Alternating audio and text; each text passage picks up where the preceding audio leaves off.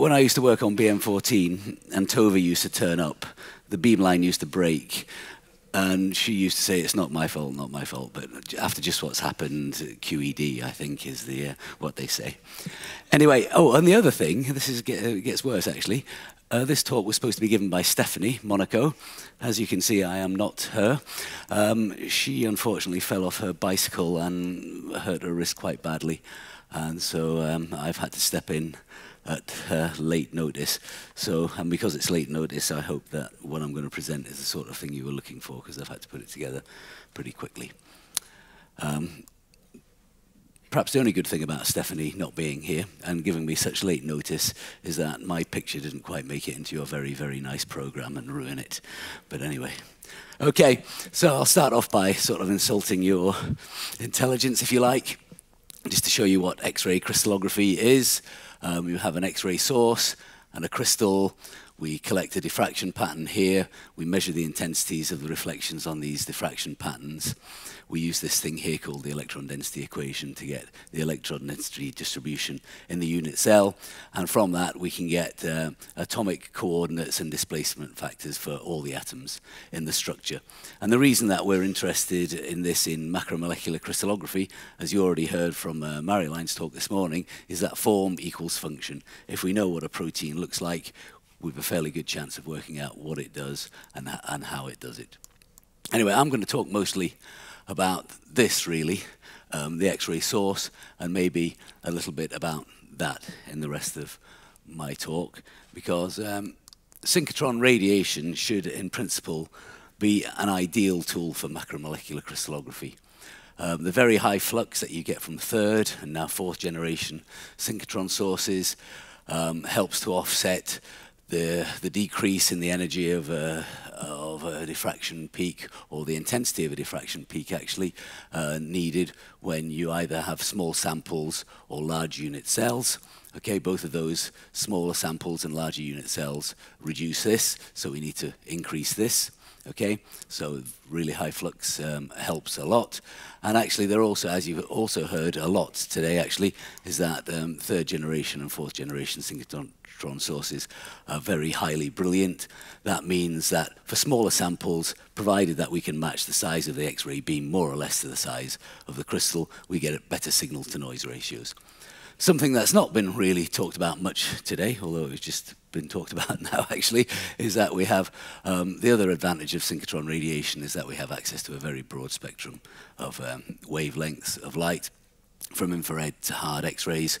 And for macromolecular crystallographers, that helps us a lot, particularly in methods for solving crystal structures, MAD and SAD. This here is, well, these two are examples of structures that have both been solved using SAD, actually.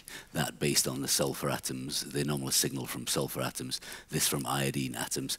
And actually, it also helps us to be able to collect higher resolution measurements when we have limited crystal to film distances, crystal to detector distances, they call them these days. I'm showing my age by talking about films. Synchrotron radiation also has a time structure, which may help us in time-resolved studies, but I'm not really going to talk about that much today. Okay, so what we've been doing for the last 20 years or more, actually, at the ESRF, is we've been trying to make sure that synchrotron radiation is the ideal tool for studying macromolecular crystallography. We've built a whole series of beamlines, some of them tunable beamlines, as in the case of ID29, some of them fixed wavelength, where we have both high intensity over a wide wavelength range for ID29, for example, where we can vary the size of the beam that impinges on the crystal. We have a standard sample environment, which is standard sample environment, which is easily automated, actually.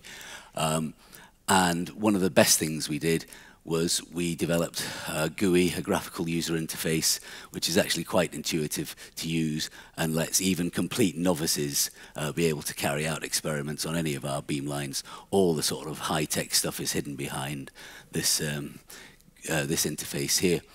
And taking all these three things together, we've been able for a long time, actually, and not just at the ESRF, but in a lot of other synchrotron sources, to allow remote access to our beamline. So you don't actually have to come to the ESRF to use our beamlines anyway. You can do it from your office, your house, your bedroom, the pub, anywhere you can get a decent internet connection.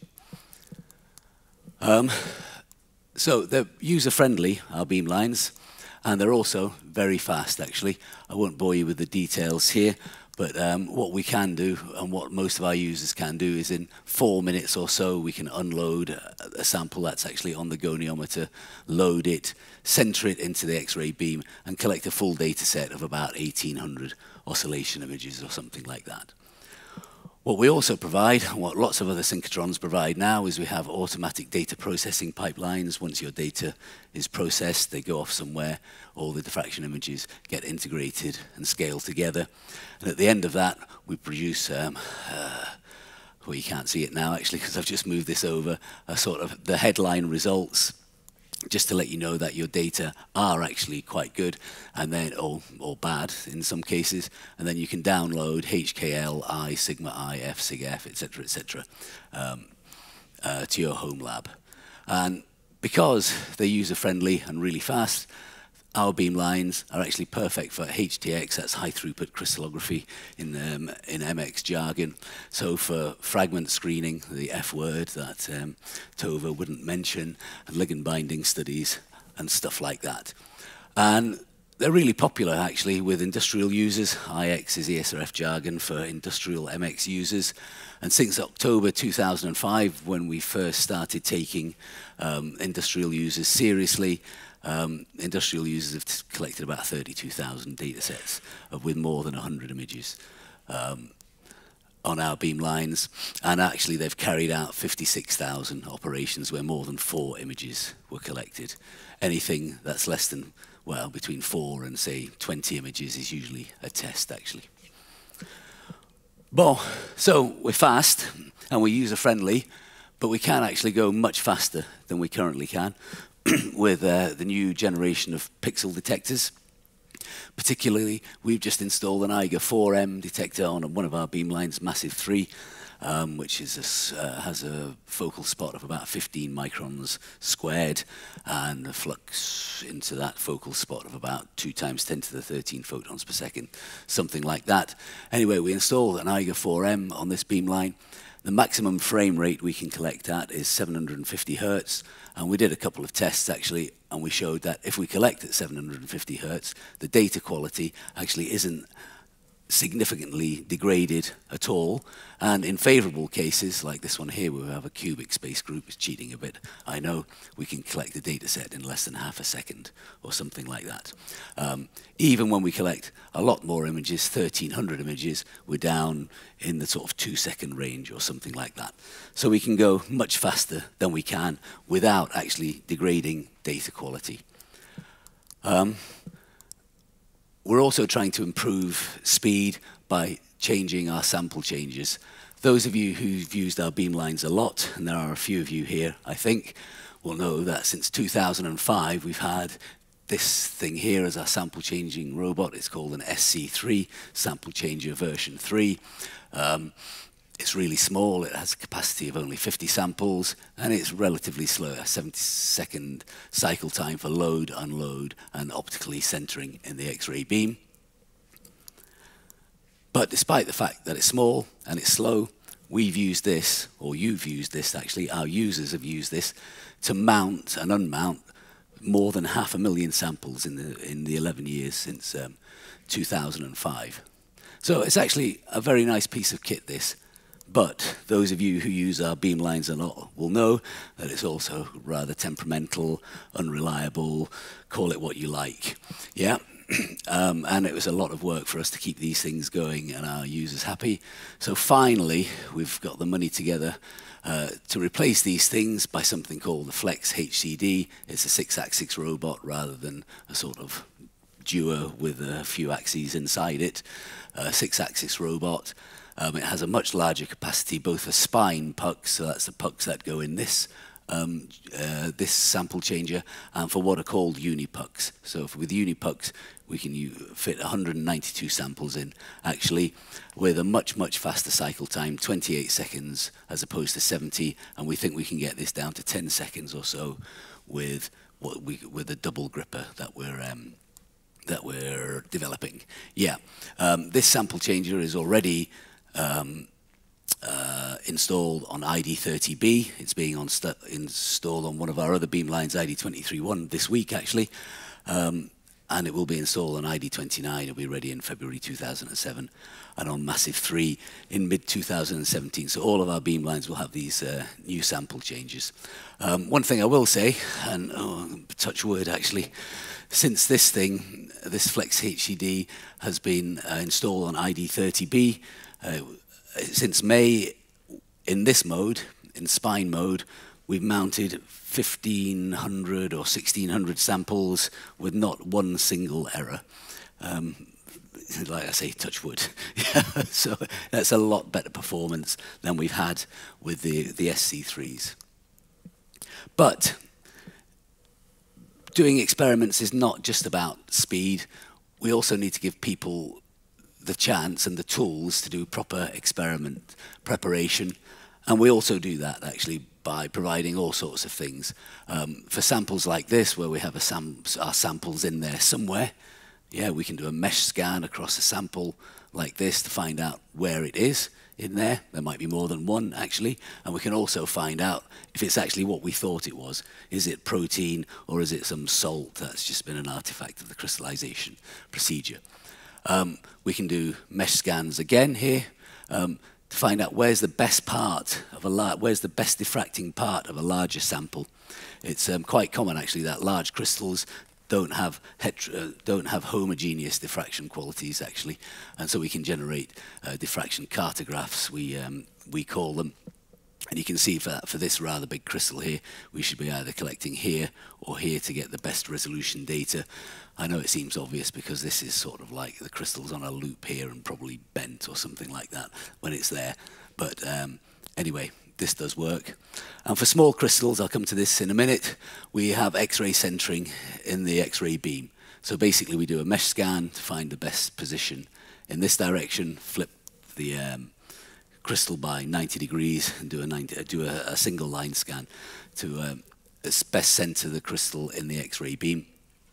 And once we've done all this, found out where my sample is, which the best part of it is, and centered it in the X-ray beam, then we have a series of tools to make sure that in our data collections we don't allow our crystals to suffer too much from radiation damage. Okay, we have a software called BEST, which is installed, which basically calculates the optimum data collection strategy for something approaching the Garmin limit dose. No, you're joking, really. Oh, surely you can give me a bit more, is it? Right, okay, good. Okay, so X-ray centering, this is an example of a very thin crystal. Actually, this is about 2 or 3 microns thick in the thinnest direction. It was really hard for us to center. We centered it using our X-ray centering thing you can't see here, but this is the diffraction pattern. And this is actually a small molecule. This is the big, this is the small in the big and small of Stephanie's title. And it allowed us to collect data good data, actually, to subatomic resolution on this thing. And it shows basically that MX beamlines are also excellent for data collection from crystals of small molecules as well as from macromolecules. Yeah, I won't show that. This could embarrass some people here because this is from one of their data collections, actually. This crystal here, this is a crystal that was in the X-ray beam and then moved out of the X-ray beam here. Okay, if they had used X-ray centering, it would have looked something like that. Bon, okay, so we have automatic centering, automatic crystal loading. That means we can have what we call hands-off data collection. It means that nobody controls the beamline, just the machine. You send us our samples, you tell us what you want done with them via a database we have called ICE-by-B. We put them into our sample changes, we press a button, and off it goes and does everything that you want it to. Okay, so hands-off data collection. This is mostly available on Massive One, a beamline called Massive One, which pioneered the technique, but it's also available on all of our other beamlines if you would like it to be. Massive One is a fixed wavelength beamline. If you want it to use it on our tunable wavelength beamlines, it's also available. We also have recently developed something called Mesh and Collect. If you have a series of small crystals, you scan through the loop to find out where they are. You make a list of their diffraction properties, because as well as finding out where they are, we can rank their diffraction properties. We go through and we collect a whole series of partial data sets from each of these crystals. We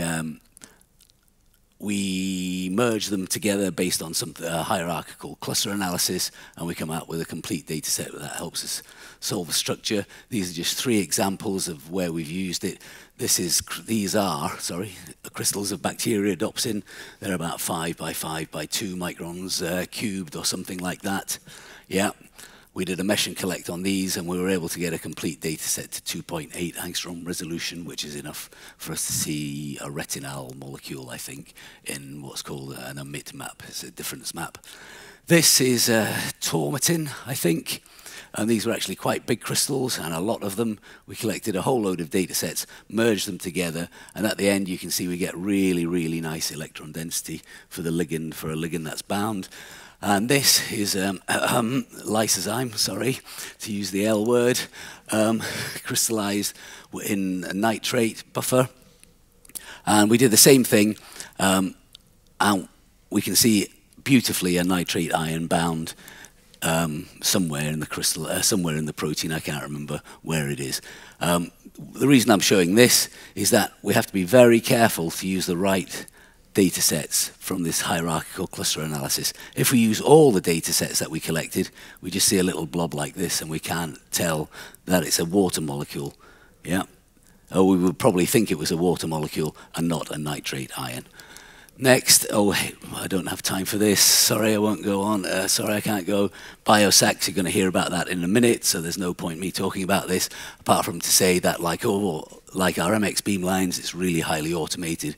We have a nice GUI, and we have a whole series of data analysis workflows that let you access your results in almost real time. Finally, finally, honestly, we're actually trying to develop a platform for cryo-electron microscopy at the Partnership for Structural Biology. Trevor mentioned the PSB earlier on. This is going to consist of 3 microscopes at the IBS, the Institut de Biologie Structurale, 1 microscope at the MBL Grenoble outstation, and a Titan Cryos plus a Gatan K2 detector that's going to be bought and installed at the ESRF. We're going to run this in the same way, this platform in the same way as we run our beamlines.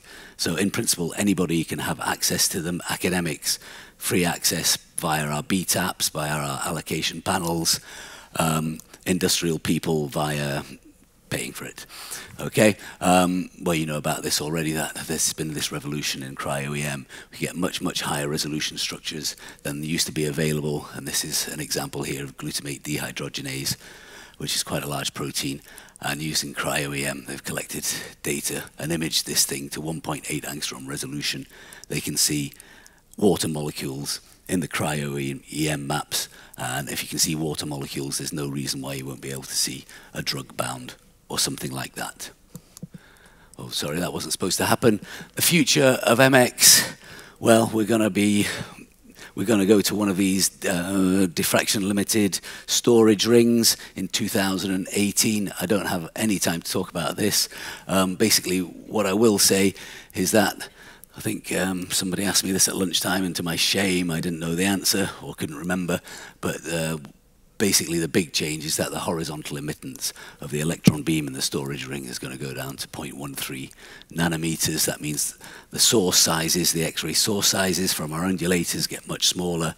We get much less divergence, so we get a much, much, much more brilliant beam. And the idea is that we use these beam properties, at least on some of our beam lines, probably ID29 and maybe ID23-1, to develop beamlines for serial crystallography and for time-resolved MX on the micro to millisecond time ranges.